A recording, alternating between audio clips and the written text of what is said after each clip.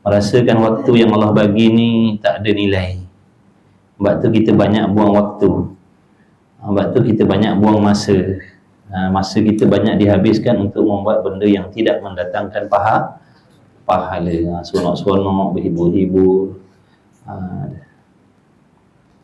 rugi waktu. Jadi di antara cara untuk kita mensyukuri nikmat waktu, rajin-rajin buat sembahyang sunat. Banyakkan buat sembahyang sunat, duha, isyraq, zawal, qabliyah, ba'diyah, sunat wuduk, tahiyatul masjid, solat hajat, istikharah, macam-macam lah yang kita dah musannif dah bagi tahu dah. Sembahyang sunat witir, sembahyang sunat hajat dan macam-macam lagi. Waktu kata musannif, maka sayugianya kita, sayugia mana sebaik-baiknya, sebagus-bagusnya kita memeliharakan segala sembahyang yang tersebut itu. Orang perempuan duduk rumah, lepas buat kerja rumah, buat sembahyang sunat, duha. Orang perempuan tak payah risau. Apa yang orang laki-laki buat kat luar, dia dapat pahala. Sebab dulu pernah zaman Nabi sallallahu alaihi wasallam di kalangan para sahabiyah, sahabat-sahabat perempuan, duk tanya Nabi, kenapa orang laki-laki banyak pahala, banyak kebajikan, macam-macam ibadat dia orang boleh buat kat luar rumah, orang perempuan duduk terperuk kat dapur, kata dia. Jadi Nabi kata tak pernah lagi jumpa orang perempuan yang perkataannya terlebih baik daripada orang perempuan ni. Sebab dia cemburu orang lelaki banyak pahala, cemburu orang lelaki banyak ibadat. Dia bukan cemburu harta tak, dia bukan cemburu tengok orang lain pakai pulut dakap dia tak pakai, orang lain renovate rumah dia tak renovate rumah, dia tak cemburu waktu. Orang lain beli baju baru dia tak beli baju, dia tak cemburu. Sahabat ni Masya Allah, ada lelaki perempuan, mereka ni tamak dengan kebajikan, pantang dengar ada kelebihan sisi Allah, nak juga, tak peduli. Cuba kita usaha, ikhtiar, contohi akhlak mereka.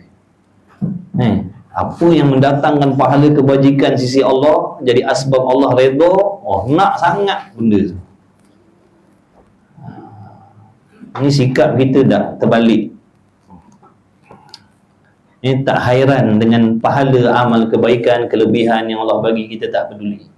Yang kita hairankan benda-benda dunia, benda dunia. Bila tak dapat, kita rasa sedih, rasa susah hati, rasa malang, rasa teraniaya, rasa dizolimi. Padahal benda-benda yang kita tak perolehi tadi, benda yang dibangsakan kepada dunia yang tak mendatangkan apa-apa pun kebaikan, kebajikan di sisi Allah Subhanahu wa taala. Cuba kita usaha, laki-laki perempuan usaha berlumba-lumba dalam kebaikan, berlumba-lumba dalam kebajikan, berlumba-lumba untuk mendekatkan diri kepada Allah. Bukan berlumba-lumba untuk meraih keduniaan. Tengok sahabat ni, perempuan sahabiyah tanya, kenapa orang laki-laki, ya Rasulullah, kenapa orang laki-laki banyak ibadat, dengan jihadnya, dengan solat jemaah di masjidnya, dengan keluar cari nafkahnya, macam-macam lagi. Orang perempuan duduk rumah, tak ada amal. Dia cemburu. Bukan cemburu sebab tak boleh keluar rumah, bukan cemburu. Sahabat tadi tanya Rasulullah, kan sebab cemburu dengan laki-laki boleh keluar rumah, dia tak boleh, bukan. Cemburu sebab orang lelaki ni nampak zahirnya banyak boleh buat amal kebajikan banding orang perempuan duduk rumah. Lalu Nabi kata orang perempuan ni, segala amalan orang laki-laki yang orang laki-laki buat tu, dengan dia berkhidmat pada suaminya dalam rumah tangga itu, dia dapat segala pahala amal suami dia. Suami keluar sembahyang jemaah, dia dapat. Suami keluar berjihad, dia dapat pahala. Suami keluar cari nafkah, dia dapat pahala. Dia di rumah. Senang perempuan. Tak? Oh, nak buat macam tu juga? Ha? So kita fikir, kita duduk tak banyak kerja tapi pahala orang lain semua dapat. Senang ke susah? Senang? Ya? Ha? Ha. Kalau you jangan merumut lah. Jangan merumut. Alhamdulillah aku ni duduk rumah, kita ni orang perempuan duduk kat rumah, basuh pinggan, lipat baju, uruskan rumah tangga, bantu khidmat dengan suami, uruskan anak-anak, pahala macam-macam dapat. Pahala sembahyang jemaah dapat, pahala jihad dapat, pahala macam-macam dapat. Takkan kita patutnya seronok lah, ada? Patutnya seronok, tak payah buat amalan tu semua tapi pahalanya dapat. Kalau kita duduk rumah saja, orang datang tiap-tiap bulan bagi duit, bagi elang, seronok ah. Seronok pula kalau jenis duit. Pahala dengan duit mana lagi mahal? Kita ngaji ni tahu, jangan tak ada beza dengan orang tak ngaji. Sebab itulah Allah suruh kita ni ngaji supaya ada perubahan dengan orang tak ngaji. Ni kita ngaji nampak duit lebih daripada pahala kebajikan lagi. Ni masalah ni. Maknanya tak ada faedah yang kita dapat daripada apa yang kita mengajikan ni. Mudah-mudahan ada perubahan. Kalau sebelum kita belajar dulu, cintakan dunia, kasihkan dunia, sedih kalau tak dapat benda-benda dunia. Bila dah ngaji nak kena tukar dah. Sedih kalau tak dapat pahala kebajikan, sedih kalau tak dapat keredaan Allah, sedih kalau tak boleh nak buat benda-benda yang mulia sisi Allah. Dia kena macam tu. Tu faedah kita belajar. Sebab tu niat kita belajar ni kena betulkan.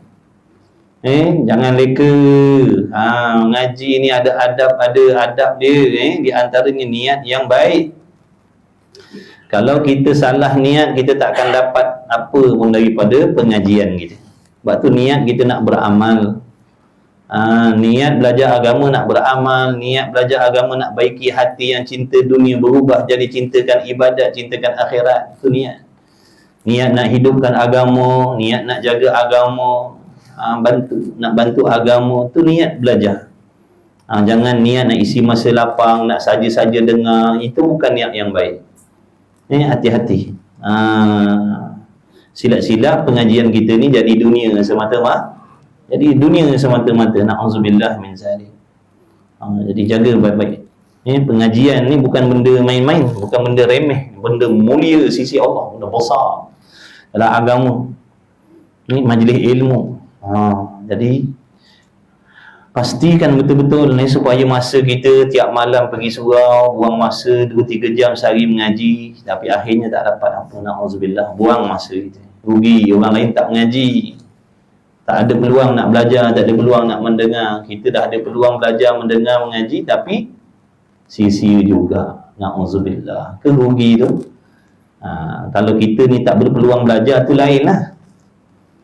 Ni kita dah berpeluang belajar tapi niatnya salah. Na'udzubillah. Jadi betulkan niat kita supaya ada faedah yang kita dapat daripada pengajian kita, ada perubahan dalam hidup kita.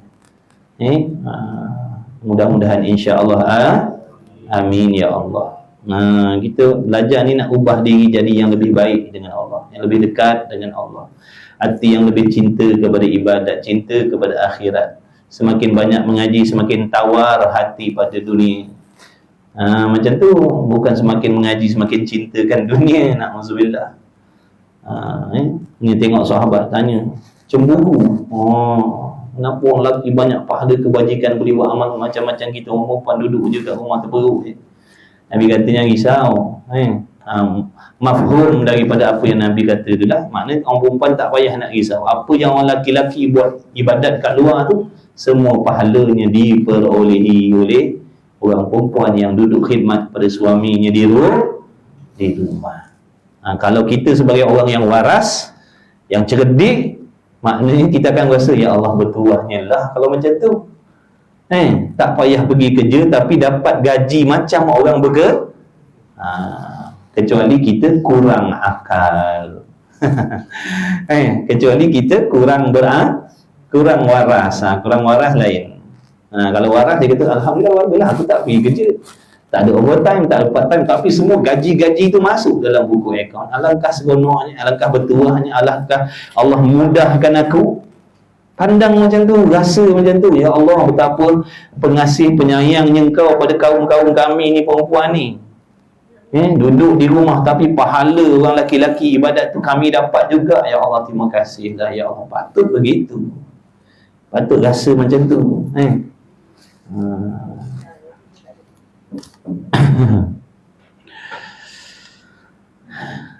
Habis. Jadi buat pada barang yang sedapatnya. Istimewa pula pada sangat-sangat kita kerjakan sembahyang malam. Terlebih-lebih lagi sembahyang pada waktu malam. Tapi ingat jangan buat yang sunat-sunat, yang wajib tinggal pula. Yang qada mesti dah beritahu dah hari tu. Yang qada tak boleh tidak. Mesti, tapi nak selang-selang dengan sembahyang sunat silakan. Kerana ia terlebih sangat berat sesuatu atas nafsu. Sebab sembahyang yang nama sembahyang ni memang beratlah atas nafsu. Nafsu memang tak suka dengan ketaatan. Nafsu tak suka taat. Nafsu tak suka taat. Nafsu dia jahil dengan akibat. Nafsu kita ni dia jahil, dia tak tahu, dia tak pandai, dia bodoh tentang akibat sesuatu. Yang dia nak, nafsu yang dia tahu satu je, seronok, tu je. Kesudahan baik, kesudahan tak baik, dia tak tahu. Dia tahu seronok je. Itu nafsu. Tabiat dia memang macam itulah dalam diri kita. Asalkan seronok, tu. Asalkan seronok. Akibat baik buruk tak peduli. Itu nafsu.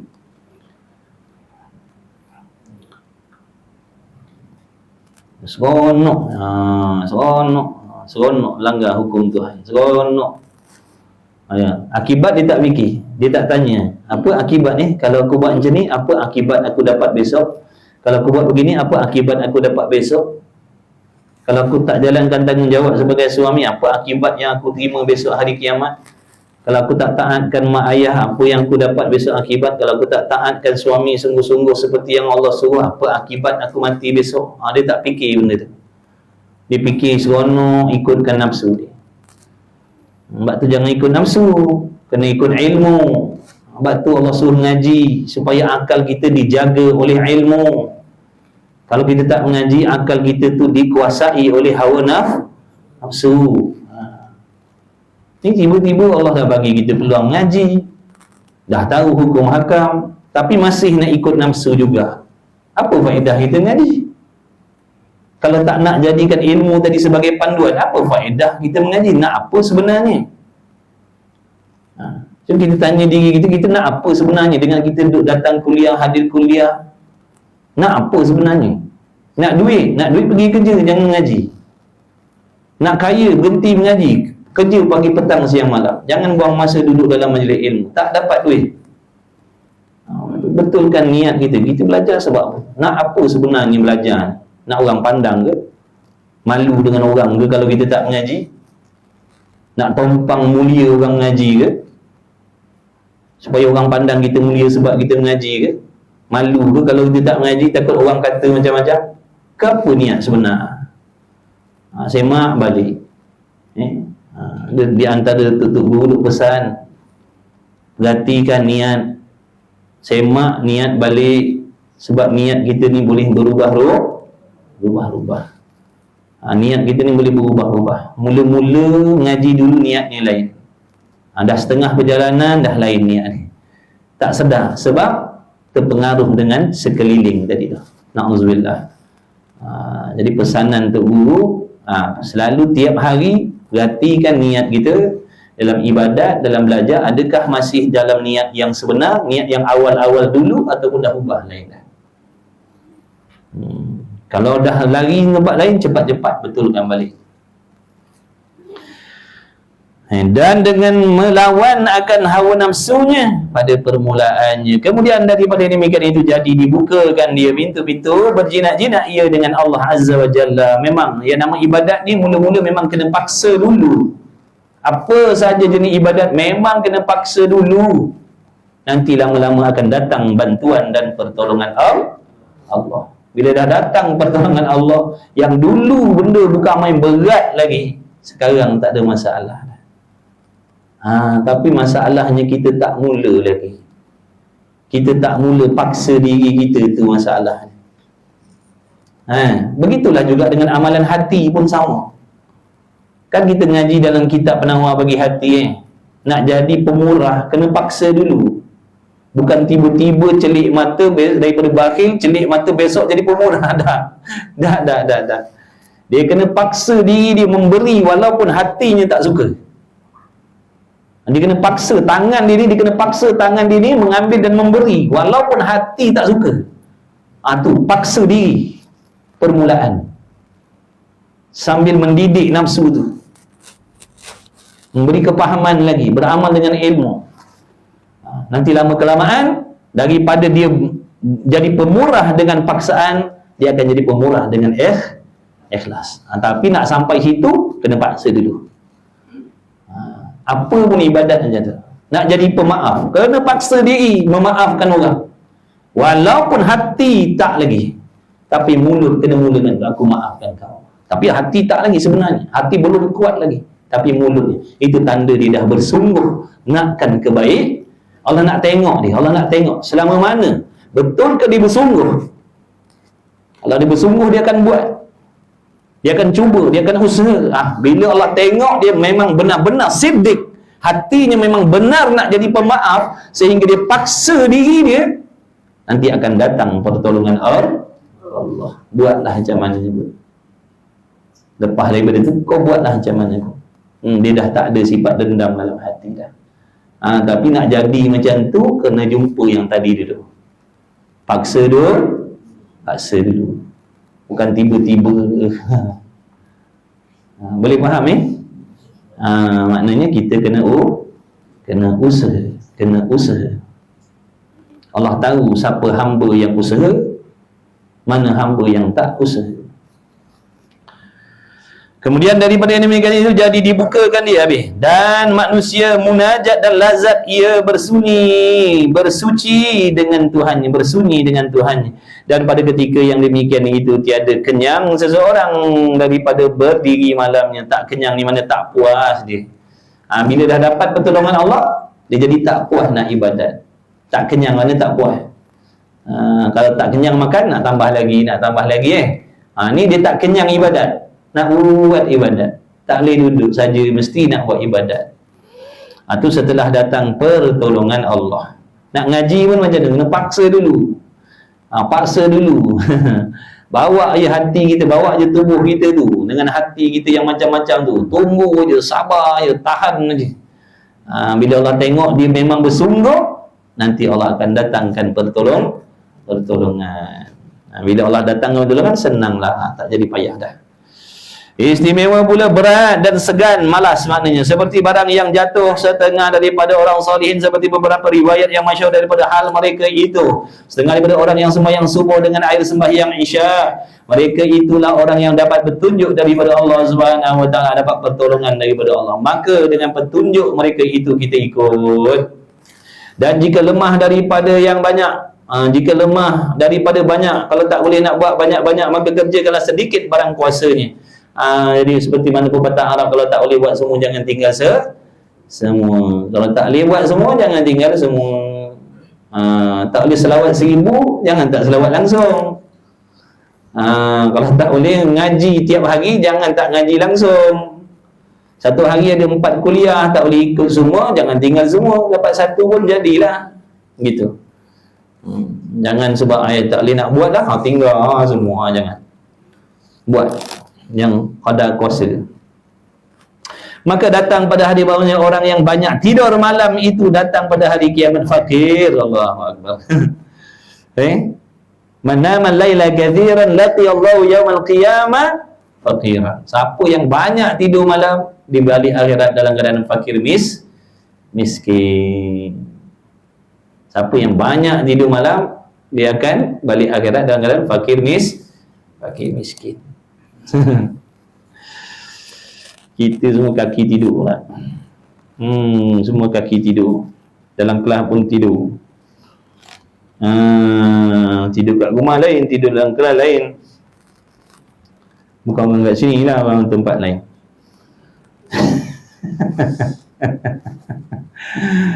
Ha, jarang kita tengok orang tidur tengah makan tak? Ada tak? Rumah orang kahwin ni, rumah orang kahwin. Pasal tak suapnya orang depan ni? Tidur. Oh, jarang lagi tak nak jumpa lagi. Tak nak jumpa lagi, tidur tengah makan. Ni. Yang online ni pun bukan percaya dia orang ni. Dan handphone ni menyala, matanya tak menyala. Handphone menyala, mata tak nyala. Sedang-sedang Allah Alam. Tengok dah masuk dalam live orang lain. Kan live ni kalau kita tengok kan kita tengok live kan, kalau dah habis live orang yang pertama tadi, dia akan automatik masuk live orang lain. Tadi kuliah. Tengok joget pula dah. Pergi live joget pula dah. Tak ada kena-mengena dengan kalian. Kalian jangan biasalah kalian tak tidur. Kita tak cakap pada orang yang tak tidur. Kita cakap dengan yang tidur. Maka datanglah pada hadis bahawasanya orang yang banyak tidur pada malam itu datang pada hari kiamat fakir. Sebab apa? Malam ni sebenarnya malam ni Allah jadikan untuk ibadat sebenarnya. Tapi tengoklah, ada orang kerja malam, maka waktu ibadatnya siang lah. Orang yang bekerjanya jenis kerja malam, waktu ibadat dia dengan Allah siang lah. Tapi golibnya Allah jadikan siang ni untuk cari makan. Urusan dengan manusia, cari nafkah, itu siang. Malam untuk waktu berehat dan berhubung dengan Allah tu sebenarnya. Tapi kita ni kerja tak sama, dia kerja siang, ada yang kerja malam.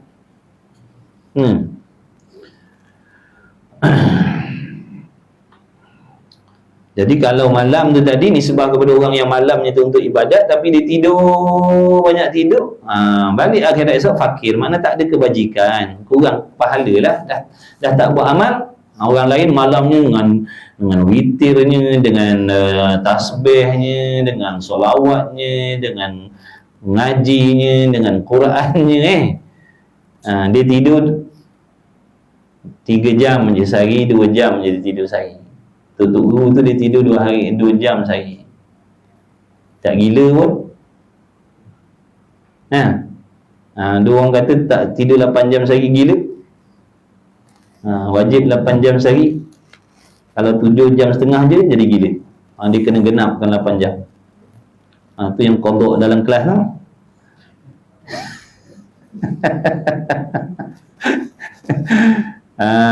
Dan kelas kodok lagi, sebab tak cukup lagi 8 jam.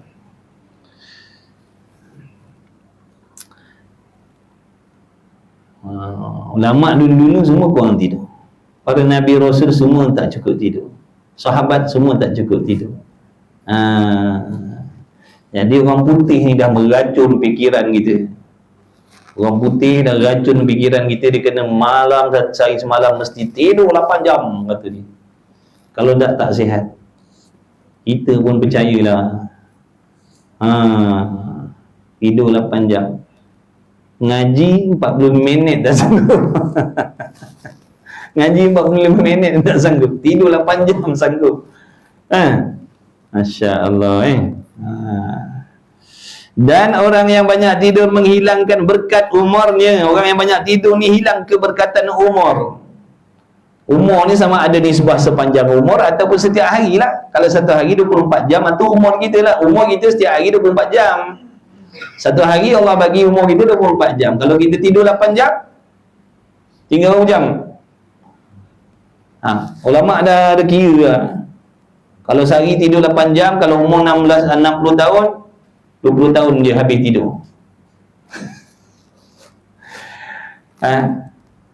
Ulama' dah buat kira kalau satu hari 8 jam, dalam masa 60 tahun, 20 tahun habis tidur saja.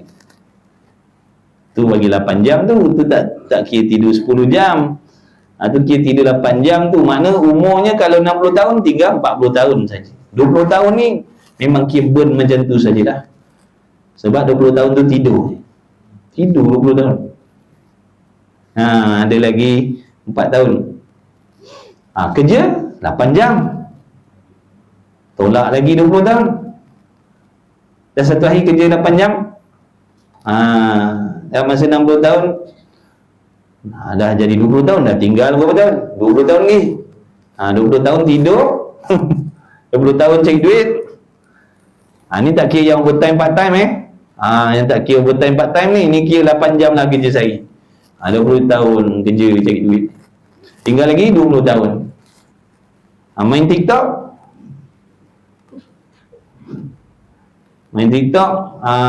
Lepak-lepak, tengok Bollywood, sembang-sembang, main bola, main badminton, pasar malam. Tolak lagi berapa? Nampak tak? Berapa yang tinggal untuk ibadat?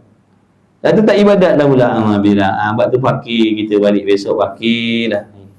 Tak ada, orang lain banyak, orang alim, orang soleh banyak pahala, jutawan, bilioner. Di hari kiamat besok kita tengok. Sekarang kita ketawakan dia orang kita kata kolot, kita kata kuno, kita kata ketinggalan zaman. Kau tengok, kau tunggu besok di hari kiamat kau tengok. Sekarang kita pandang sebelah mata dengan orang-orang macam tu siap hari kiamat besok tengok siapa yang sebenar-benarnya fakir, siapa yang sebenar-benarnya kaya di sisi Allah. So kita tengoklah. Sekarang kita ketawakan orang apa orang mewah dia tak mewah, orang kaya dia tak kaya, orang hebat dia tak hebat. Siap, tunggu nanti sampai waktu dia. Setiap perbuatan ada balasan. Allah Maha Adil. Allah tak bagi kat sini, Allah bagi kat sana. Dan orang yang banyak tidak menghilangkan berkat umurnya dan sia-sia waktunya yang ada mudanya. Makna habislah masa mudanya. Masa muda habis, gitu sajalah cari dunia. Masa muda yang lebih malang dah tua pun heboh dengan dunia lagi.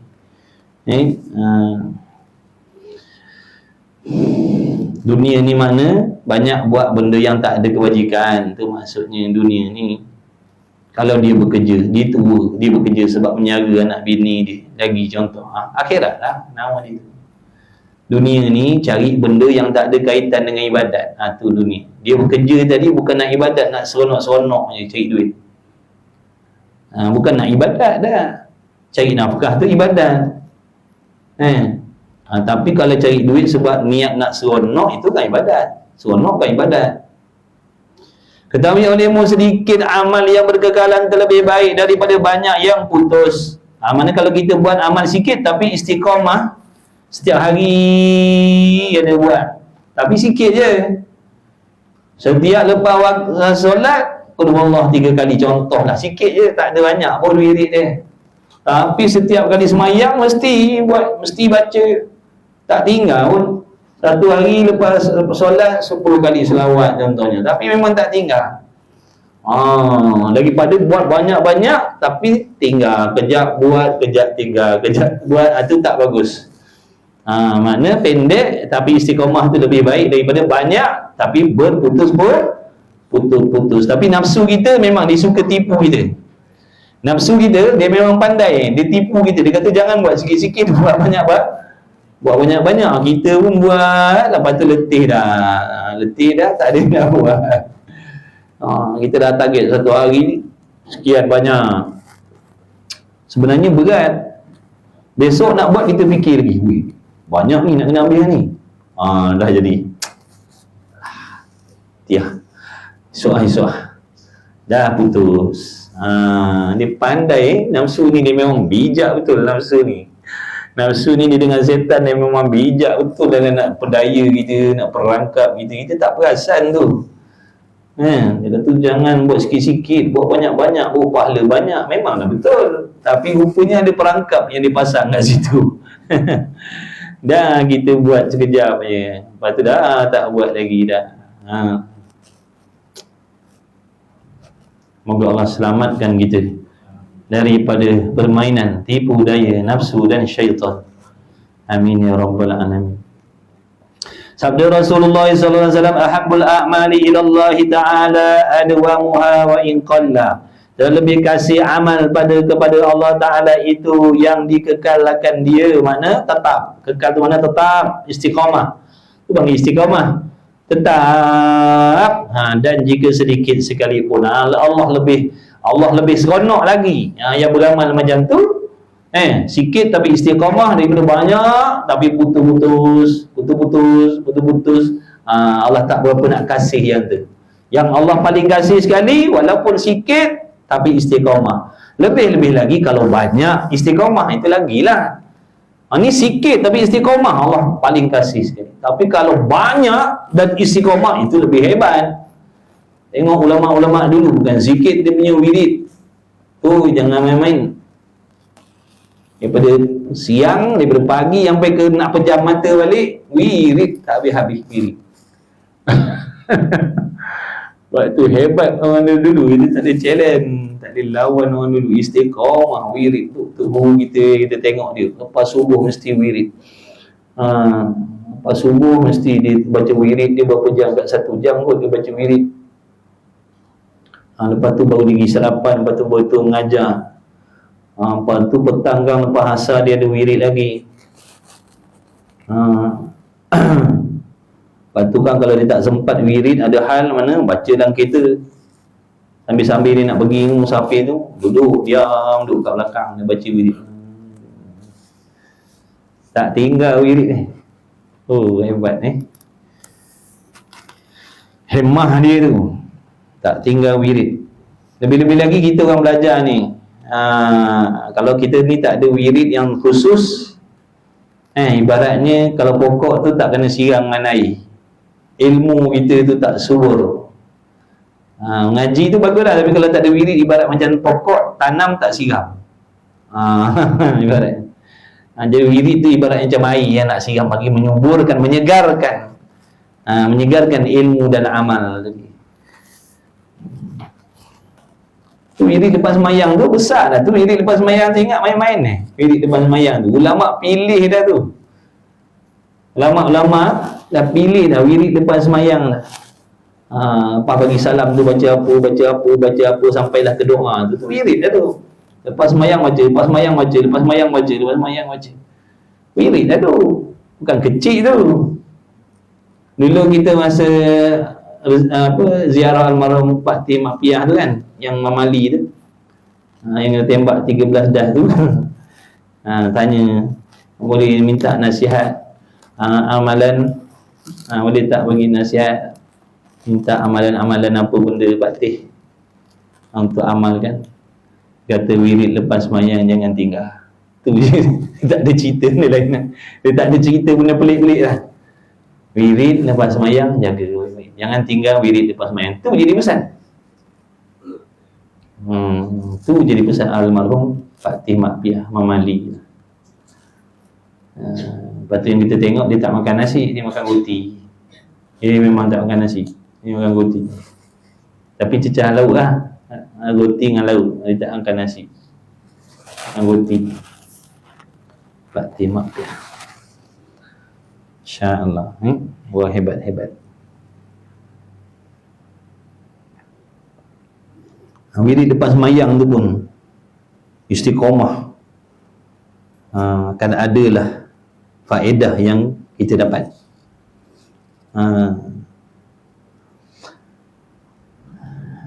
Ni pula ada pahaman baru kata lepas semayang jangan baca wirid-wirid. Datang pula pahaman lain, lepas semayang tak ada wirid. Dah, jangan nak baca-baca Fatihah dah lepas semayang. Tadi dalam semayang dah baca Fatihah, lepas salam tak ada dah Fatihah. Pandai dia putar bulit ni.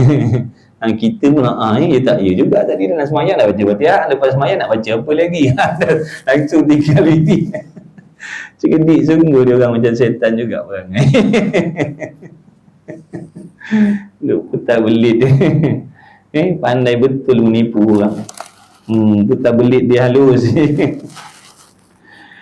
Allah, mudah-mudahan diberi petunjuklah kembali kepada fahaman yang sebenar. Jangan merosakkan masyarakat. Ulama dulu menggalakkan amal wirid ni, wirid tu. Dia datang kemudian dia cantas, yang ni jangan, yang ni jangan, yang ni jangan. Baliknya tu guru dah penat duk cucuk tanam, macam-macam. Dia datang dia tebas semua. Jahat tak jahat ni perangai. Tu ulama dulu, jangan tinggal wirid ni, jangan tinggal wirid ni, lepas semayang baca wirid ni, lepas semayang baca wirid, malam baca wirid ni. Tu yang wirid jenis hari, wirid jenis bulan pula lain ni. Dia datang ke dia cantas tebang semua. Yang ni tak payah, yang ni tak payah, yang ni tak payah, yang ni tak payah. Habis ni jahat. Ulama dulu menggalakkan ibadat, dia datang ke dia suruh orang jadi pemalas. Memanglah nafsu kita tertarik lah. Seronok dengar je tu. Ni tak payah, tu tak payah. Muafakat lah dengan nafsu kita yang malas nak ibadat ni. Sebab tu pahaman tu ramai orang ikut, mudah orang tiru.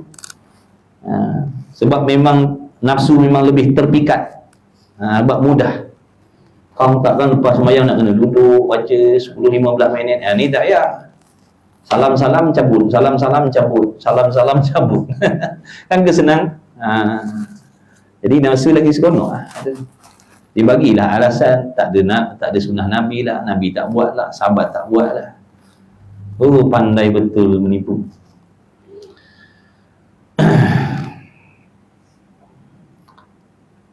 Terlebih kasih amal Nabi. Kemudian, dan jika sedikit sekalipun, dan sunat mengqadakkan sembahyang sunat yang tersebut itu apabila luput. Maknanya apabila luput daripada sembahyang sunat tadi, maka disunatkan mengqadakkan. Kerana kat sini diterima warid daripada beberapa hadis Rasulullah SAW mengqadakkan sebahagian daripada solat sunat seperti yang tersebut kat sini.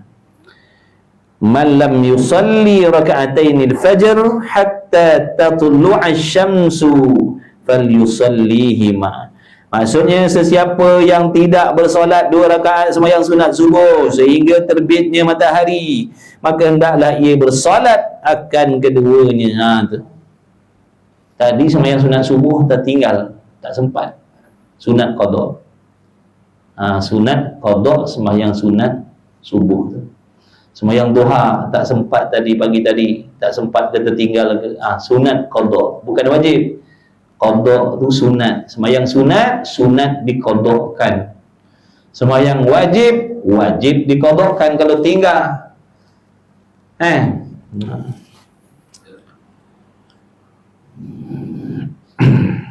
Orang yang jaga dia buat istiqamah tiba-tiba datang masjid orang sembahyang dah, tak sempat nak sembahyang sunat subuh tadi. Lepas sembahyang subuh kan dia sembahyang qada, boleh, tak ada masalah. Tapi syaratnya dia memang dah mulazamah lah sembahyang sunat qabliyah ba'diyah, memang dia istiqamah. Tapi dia tertinggal waktu tu, tak sempat tu, contohnya sunat qada walaupun selepas daripada sembahyang subuh, ataupun tunggu waktu isyraq, lepas isyraq qada la usalli sunnat as-subhi raka'ataini qada lillahi ta'ala.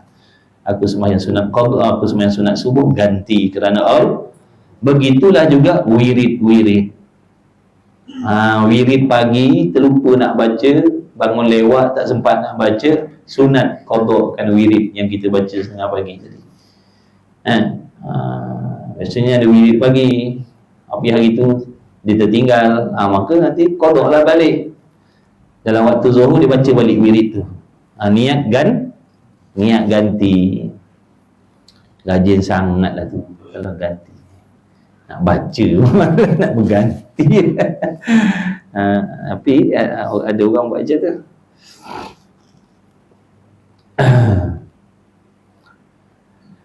Dan sunat mengqadakkan sembahyang sunat tersebut itu apabila luput. Kita yang ada banyak sembahyang qada ni, afdal aula qada lah, qada sembahyang fardu tu lebih baik, lebih utama bagi diri kita.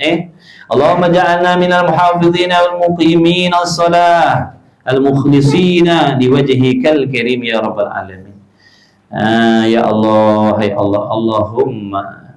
Ada ulama kata bila kita doa menggunakan perkataan Allahumma, masuklah segala doa-doa yang lain-lain. Bila dimulakan dengan Allahumma, masuk segala doa-doa yang lain, kelebihan-kelebihan doa-doa yang lain. Wahai Allah, jadikan kami daripada golongan orang yang menjaga sembahyang, yang tetap ada sembahyang, yang ikhlas dalam sembahyang, semata-mata mencari redha Allah. Amin ya rabbal alamin. Anak bini kita mudah-mudahan, bini-bini, anak bini, tolonglah, tolong pakat-pakat, tolonglah jaga anak-anak, ingatkan sembahyang. Kadang-kadang ada segelintir suri-suri rumah yang tak peduli tentang anak sembahyang. Nak harap suami ingatkan. Suami ni dia banyak kerja, dia tak lekat kat rumah. Sebab tu didikan anak ni ibu lah. Buruk baik anak tadi duduk pada ibu. Ibu yang mengasuh dia, ibu yang mengasuh akhlak dia. Sebab tu ibu jangan main-main. Kalian ada peranan besar dalam agama. Kamu berperanan nak membentuk umat Nabi Muhammad SAW yang baik. Jangan ingat kamu duduk di rumah, kamu tak ada peranan penting dalam agama. Itu amanah yang Allah bagi. Sebab tu ibu, dia kena ngaji. Dia kena ngaji bab akhlak, bab adab.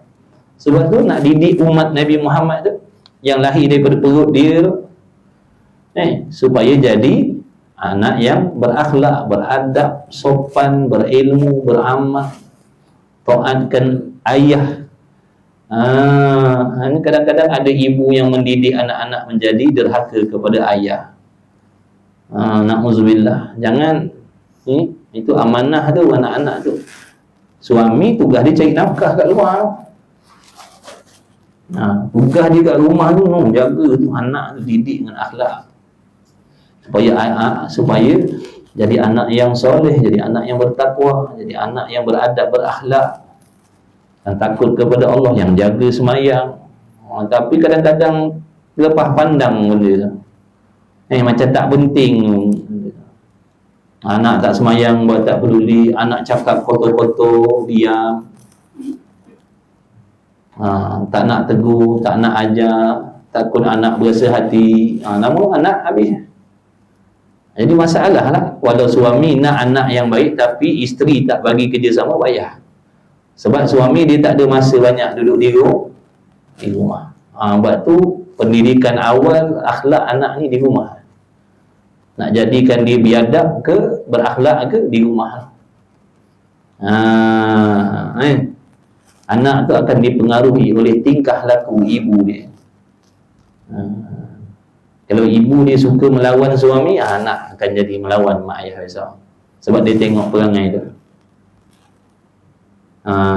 Kalau bapa kat rumah suka maki hamun, anak tadi akan jadi suka maki hamun. Dia terpengaruh. Kan dia asalnya fitrah kan, bersih. Mak bapak lah yang nak warna kan, dia ikut colour apa. Jadikan dia kuda belang ke, nak jadikan anak kita tu kuda belang ke, rimau belang ke, rimau akar ke, nak jadikan dia kucing ke, nak jadikan dia apa tu kat rumah. Sebab tu jangan kalian wahai suri rumah khusus ni, kamu ada tanggungjawab yang besar dalam Islam. Bagi didikan akhlak yang baik, yang betul kepada anak-anak dah, supaya dia jadi orang soleh. Ajar dia cara bercakap dengan ayah macam mana, cara bercakap dengan mentua macam mana. Kadang-kadang bila ayah tegur anak, mak backing lah, ayah kau tu memang macam tu. Tu na'udzubillah. Anak jadi naik tuncang lah. Dia tak takut lah nak buat benda-benda sebab ada yang backup dia. Sepatutnya macam mana? Bila ayah tu tegur si anak tadi buat salah, mak tadi pujuk. Sebab apa ayah marah? Mesti ada buat silap. Jangan buat macam tu lagi. Tak bagus buat macam tu dengan ayah. Patut begitu. Ni dah ayah memang macam tu. Siap. Anak kata ada can lepas ni. Tu banyak anak-anak jadi rosak sebab tu. Hati-hati lah. Hati-hati. Tolong ingatkan sembahyang. Dah sembahyang belum? Pergi sembahyang. Dah sembahyang belum? Time ayah ada, bolehlah ayah ingatkan. Ayah tak ada. Ibu lah main peranan. Ta'awanu 'alal birri wat taqwa. Tolong-tolong. Pakat-pakat tolong. Habis dah. Ini katanya musannif, kesempurnaan faedah yang bergantung dengan raja. Raja dengan pemerintah. Ni ruangan ni. Tatmimul faedah. Sebelum tuan guru ni nak mengkhatamkan kitab ni, disentuh bab ni. Sebab bab ni ada sangkut paut dengan sembahyang. Ini kesempurnaan faedah yang bergantung dengan raja. Mana-mana raja lah, pemerintah dalam dunia ni. Bukan di Malaysia, bukan di Thailand, bukan di mana-mana, seluruh dunia lah. Ini hukum Allah atas yang namanya raja, pemerintah, tak peduli mana negara pun. Dan barang yang bergantung dengan dia, dengan raja tadi, kata Ibnu Abbas radhiyallahu taala anhuma, sabda Rasulullah sallallahu alaihi wa alihi wasallam, waqirus sultana wa ajilluh fa innahu izzullahi wa dhilluhu fil ard idza kana adla. Muliakan oleh kamu akan sultan. Nabi SAW memerintahkan kita ni, umat ni, hendaklah kamu memuliakan sultan, hendaklah kamu membesarkan sultan, memuliakan sultan, menghormati sultan. Nampak tak? Nabi suruh. Mana? Nabi tak suruh, melainkan Allah lah yang suruh. Allah yang suruh. Waqirus sultan wa ajilluh, kata Nabi SAW. Muliakan oleh kamu akan sultan, besarkan, muliakan, jangan hinakan, jangan buat main-main dengan sultan. Jangan buat main-main dengan sultan, jangan remeh-temehkan sultan, jangan merendah-rendahkan sultan. Tapi kau kena muliakan, kau kena besarkan, kau kena jaga sultan ni baik-baik. Dan besarkan kamu akan dia. Besar ni makna kau muliakan, jangan kau perkecilkan. Jangan kamu memperkecilkan sultan, kata Nabi SAW. Kenapa tu? Kenapa nak kena jaga sultan, besarkan sultan, hormati sultan, muliakan dia, jangan perkecilkan, jangan perlekehkan, jangan pijak-pijakkan. Maka dengan makna kerana bahawasanya ia sultan, ketinggian Allah Subhanahu wa ta'ala, dan bayang-bayangnya Allah Ta'ala di dalam bumi. Maksudnya sultan ni nak apa tu? Sultan ni ibarat kita buat beginilah, perwakilan Allah Subhanahu wa ta'ala dalam nak mentadbir muka bumi tadi. Dia katakan bayang-bayang Allah tu bukan Allah ada bayang, bukan Allah tu ada bayang. Mana sultan ni lah yang nak apa, menjalankan perintah Allah tu. Sebab sultan ni lah yang nak membantu agama, sultan ni lah yang nak bantu agama, yang nak bantu Allah untuk menyebarkan agama, menjaga agama. Sebab tu kamu kena besarkan sultan, kena muliakan sultan, kena hormati sultan. Tapi tengok Nabi kaitkan, apabila adil apabila sultan tadi bersifat adil. Yang dikatakan sultan yang menjadi bayang-bayang Allah tadi, yang nak menjaga agama tadi, yang nak menjamin kemakmuran muka bumi ini tadi, adalah sultan yang adil.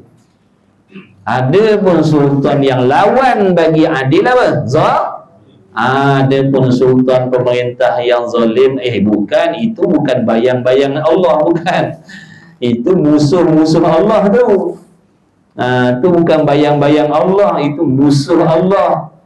Allah suruh jadi pemerintah yang takut kepada Allah, mencegah perkara mungkar, mengajak masyarakat dekat kepada Allah, membenteras perbuatan dosa maksiat, mengajak masyarakat supaya dekat dengan Allah. Itu baru kata kemudian dia menghukum dengan hukum Allah. Itu baru kata sultan yang adil. Tapi kalau dia sultan yang menggalakkan maksiat, membenarkan maksiat, tak peduli dengan maksiat, itu bukan adil, itu boleh fahami? Yang dikata nak suruh besarkan tadi, muliakan tadi, hormati tadi, sultan yang adil. Yang kalau tak adil, kena nasihat, bagi nasihat, jangan gitu, jangan menzolimi, jangan menipu, jangan begini. Itulah kita rakyat nak buat macam mana. Bagi nasihat sabar, kena sabar dan memberi nasihat. Kena sabar dan bagi nasihat. Sebab apa? Kadang-kadang Allah balakan kita dengan pemerintah yang tak nak jaga agama, asbab daripada kita sendiri yang tak minat dengan agama. Allah balakan kita dengan pemerintah yang tak minat kepada agama, yang nak merosakkan agama. Contohnya sebab kita pun memang tak jaga agama pun. Kita pun tak semayang, kita pun tak nak ambil berat tentang hukum hakam Allah, tak nak ambil tahu tentang halal haram.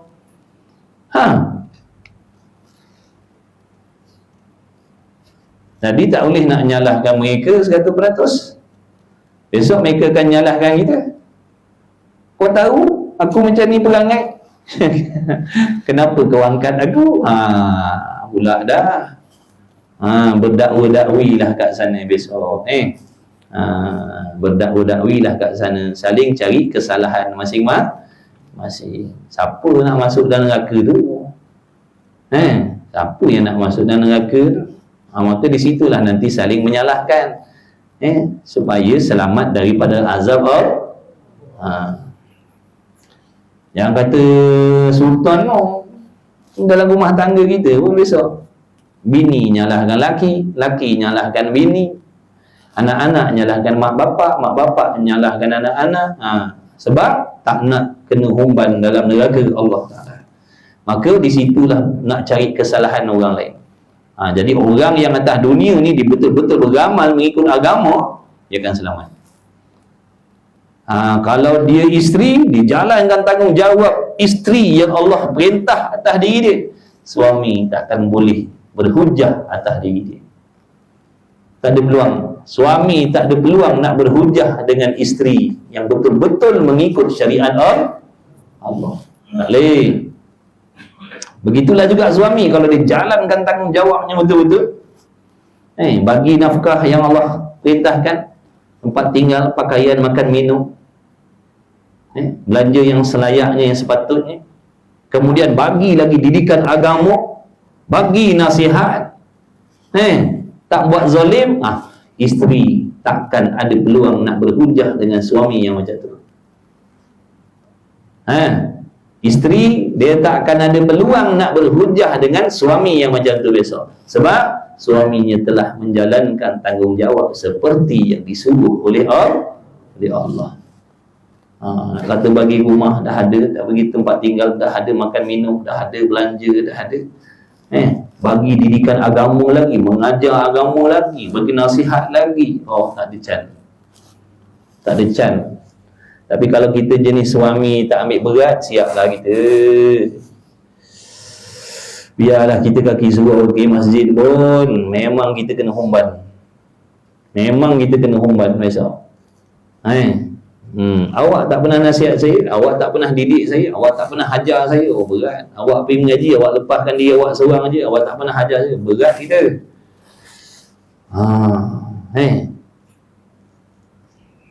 Itu kan saya dah bagi awak rumah, dah bagi kenderaan, dah bagi duit, dah bagi pakaian, dah bagi makan. Itu cerita lain. Itu kewajipan lain. Bukankah awak wajib mengajar saya? Siap kita. Mati lah kita. Kena bakar lah kita hidup-hidup. Baik tu. Sebab tu Siapa nak selamat di hari kiamat besok, ikutlah apa yang Allah suruh sungguh-sungguh. Isteri pun macam tu. Dia kena tahu dia siapa, dia isteri, suami tu macam mana pada dia. Pangkat dia dengan pangkat suami macam mana, siapa yang wajib ditaati, siapa yang wajib dituruti, dan dijalankan tanggungjawab dia seperti yang Allah suruh. Suami takkan boleh menyalahkan dia besok di hari kiamat. Itu saja. Sebab sini cerita panjang-panjang tak ada faedah. Kita kena fikir, apa tanggungjawab yang Allah perintahkan atas diri aku sebagai suami, apa tanggungjawab yang Allah pikulkan ke atas diri aku sebagai seorang isteri. Tu. Buatlah tu, insya-Allah takkan ada yang boleh berhujah atas diri kita. Tapi kalau kita tak ikut, siap. Salah kita, apa suruh tak ikut? Allah suruh orang perempuan jadi penasihat, dia nak jadi ketua keluarga. Masalah tu. Tugas dia penasihat, dia nak jadi ketua keluarga. Nak tukar apa? Nak tukar jawatan. Habis lah. Habis lah. Allah menjadikan dia sebagai penasihat. Suami ketua, dia penasihat. Tapi dah, dia tak nak penasihat, dia nak jadi ketua. Habis lah. Susah macam tu. Sebab tu kena tahu aku ni siapa, apa yang Allah pikulkan atas dia tu. Walaupun gaji aku 50,000 sebulan, aku tetap rendah di sisi suami aku. Macam tu. Tapi macam mana kita pun tak nak belajar, mana kita nak tahu. Suami tak ajar saya, habis. Suami pun tak pernah ajar saya tanggungjawab isteri macam mana. Mana saya nak tahu? Habis kita kena balik atas kepala kita, telangkung atas kepala kita balik. Lepas tu sebelum mati ni, baik cepat-cepat. Baik cepat-cepat jalankan tanggungjawab masing-masing sebelum mati. Sebab dah mati tak sempat nak beki, masak kita besok. Memanglah kat sini makan bersuap, siap kau kat sana besok. Kalau makan bersuap, kau tunggu kau besok kat sana. Aku tak peduli, laki tak laki, yang aku tahu aku tak kena bakar dengan Allah. Biar kau kena bakar, aku tak sanggup. Macam tu lah besok sungguh. Sebab tu jangan main-main. Jalankan tanggungjawab masing-masing dah. Dia tak nak ikut, dia tak nak buat tanggungjawab yang Allah suruh, besok dia kena jawab dengan Allah. Kita tak payah risau. Kita pastikan yang diri kita ikut apa yang Allah suruh. Dia tak nak ikut, tak payah risau. Ada hak buat dia besok. Masing-masing kena fikir macam tu. Yang bini pun macam tu. Jalankan tanggungjawab, taat kepada suami. Selagi apa yang disuruh tu benda baik, wajib ikut. Kalau 10 benda dia suruh, 10 benda kena buat. Itu tanggungjawab dia. Bijak laki tunggang agak tak semayang, itu hal dia, bukan hal kita. Dia tunggang agak, dia tak semayang di kaki perempuan, besok dia yang akan diazab oleh Allah, bukan kita. Kita jalankan tanggungjawab. Allah suruh jadi isteri yang taat. Selagi arahannya bukan maksiat, kita buat semua. Kita semayang, jaga maruah kita. Kita semayang, jaga mulut kita, jaga lidah kita dengan suami. Suami tak baik, ada azab yang menanti di hari kiamat besok. Kita jangan risau. Kita jangan risau, kita akan selamat. Sebab kita dah menjalankan tanggungjawab sebagai seorang isteri yang Allah perintahkan. Itu kena tahu tugasan kita. Kita tak tahu masalah. Awak nanti nak bahas tu dalam kitab Muhimmah, sedap. Ni tak kena, kita boleh. Kitab Muhimmah tu pun sedap Kemudian katanya musannif lagi, apabila adil. Jadi apabila pemerintah tadi adil, itulah pemerintah yang adil tadilah yang nak kena jaga, nak kena hormat, nak kena ta'zimkan, besarkan. Sebab dia itu seolah-olah perwakilan daripada Allah.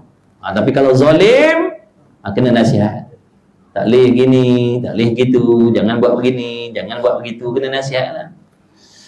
Kalau dia tak nak juga terima nasihat, nak teruskan kezaliman, serahlah pada Allah. Bila dia melakukan kezaliman, kita ni masuk dalam golongan orang yang dia zalim. Allah tak tolak doa orang yang dia zalimi. Tak cepat lambat, tak sini Allah balas, kat sana besok. Dan daripada Umar radhiyallahu ta'ala anhu kata, aku bagi Rasulullah SAW, khabarkan bagi tahu aku ya Rasulullah, daripada ini sultan yang hebatlah segala manusia, rendah baginya segala tubuh manusia. Apa ia? Sultan yang macam mana ya Rasulullah? Maka sabdanya iaitu, bayang-bayang Allah Ta'ala pada bumi, maka apabila baik ia, maka baginya pahala, dan atas segala kamu syukur. Bila kamu Allah anugerahkan pemerintah yang adil, yang takut kepada Allah, jaga agama, memerintah mengikut syariat yang Allah suruh, hendaklah kamu bersyukur. Terima kasih banyak-banyak kepada Allah yang merezekikan pemerintah yang macam tu kepada kamu, kerana pemerintah yang macam tu seolah-olah bayang-bayang Allah. Syukurlah, bertuahlah maksudnya. Kalau kamu dapat pemerintah yang adil macam tu, takut kepada Allah, bersyukurlah kepada Allah. Dan apabila jahat, dan apabila maknanya kamu tu diberi gaja pemerintah yang jahat, mana yang maksiat, yang tak nak ikut syariat, yang nak ikut syariat separuh, tinggal separuh. Di syariat ni kan kena apa? Kena sepenuhnya. Beramal dengan syariat ni sepenuh, bukan separuh. Kena ikut semua, bukan ikut separuh. Dan apabila jahat, maka dosalah atasnya. Maknanya ada azab untuk dia nanti di hari kiamat. Kalau dia zalim, menipu contohnya, menggalakkan maksiat contohnya, tak nak jaga agama, menggalakkan perbuatan dosa, dah ada dosa atasnya pemerintah yang macam tu, kata Rasul. Dan atas kamu tu sabarlah. Atas kamu sabarlah. Doa kepada Allah, buat yang terbaik, buat amal soleh, mudah-mudahan dengan keberkahan yang bawah-bawah ni tadi, takut kepada Allah, Allah kurniakan pemerintah yang baik. Kita pun tak nak semayang, berapa ramai rakyat kita tak nak semayang, berapa ramai rakyat kita yang tak nak belajar agama. Jadi memang padan pun contohnya Allah Ta'ala balakan dengan orang pemimpin yang tak faham agama contoh. Sebab kita kat bawah ni pun memang tak minat dengan agama. Sebab tu lah tadi saya kata, tak boleh nak menyalahkan mereka 100%, ada salah kita juga. Macam tadilah kita nak menyalahkan anak bini kita derhaka pada kita. Kita nak menyalahkan anak bini derhaka pada kita. Padahal kesilapan tu daripada kita sendiri. Kita pun tak minat dengan agama, mana anak bini kita nak faham agama? Lepas tu salahkan bini kita, derhaka. Padahal bini kita pun kita tak pernah ajar apa sebab jadi derhaka, cakap macam mana yang jadi derhaka, kita tak pernah ajar. Jadi tak boleh nak menyalahkan 100%. Ada kelemahan masing-masing. Wallahu a'lam. Dan daripada sabda Nabi SAW, sesiapa yang memeliharakan rakyat dan tiada dipeliharakan dengan amanah dan nasihat, daripada belakangnya nescaya memicit atasnya rahmat. Allah Ta'ala akan sempitkan rahmat yang luas bagi tiap-tiap sesuatu. Wallahu a'lam. Kitab saya 441. Tolong tanda. Kitab saya 441. Bismillahirrahmanirrahim. Alhamdulillahirabbil alamin. Wassalatu wassalamu ala Rasulillah wa ala alihi. Allahumma rabbana fa'na bima 'allamtana wa 'allimna alladhi yanfa'una wa faqih baki ahlana wa qurbatina fi dinina ma ahli kulli unsa wa dzakar. Wassallallahu ala sayyidina Muhammad wa ala alihi wa sahbihi wa baraka wasallam. Walhamdulillahirabbil alamin.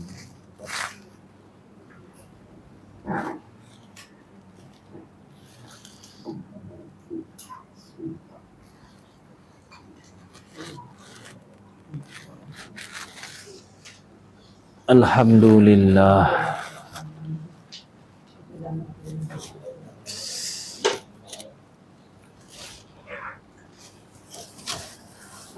Astagfirullahaladzim. Sama-sama.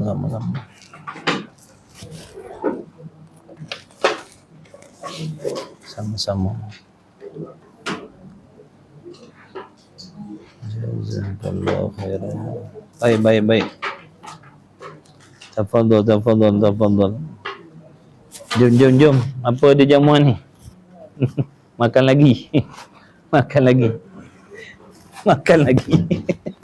Abang Man, makan lagi Abang Man.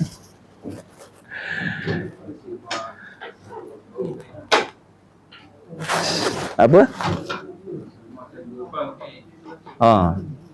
Nasi lemak minggu lepas ni kita tengok nasi lemak mana pula ni.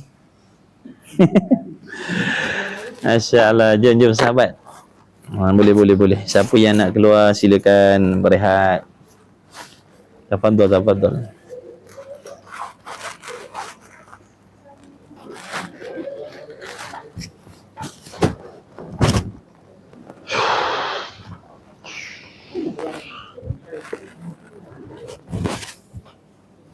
Masya Allah. Selamat menjamu selera. Selamat. Insya Allah. Ya, terima kasih. Jazakumullah bima.